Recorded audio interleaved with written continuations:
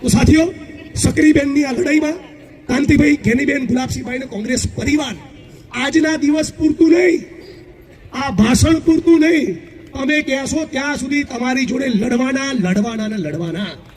અમે સવારે ઉઠીને રાત્રે હોઈ જઈએ ત્યાં સુધી આ જ કામ છે.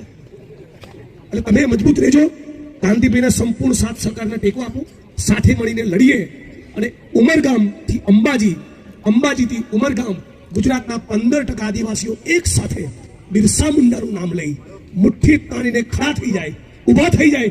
એક વાર તમે ખૂંખારો કહીને કહો તો ખરા કે ગાંધીનગર તમારું નહીં, અમારું છે, અમારું. એક વાર તો તમે કહો. 15% એટલે કેટલી વસ્તી થઈ? આ 6.5 કરોડમાંથી 1 કરોડ લોકો તમે છો. આ તમે બહાર આવો, ગાંધીનગરની સડક પર નીકળો તો તમારા સિવાય, તીર કામઠા સિવાય કંઈ દેખાય જ નહીં, આદિવાસી સમાજ સિવાય બીજું કંઈ દેખાય નહીં. એટલે આપણી વસ્તી કેટલા? 1 કરોડ. ગુજરાતમાં આપણી સંખ્યા કેટલી? બોલો બધા, કેટલી સંખ્યા? તો 1 કરોડ જેની સંખ્યા હોય એને કોઈના બાપથી ડરવાનું હોય?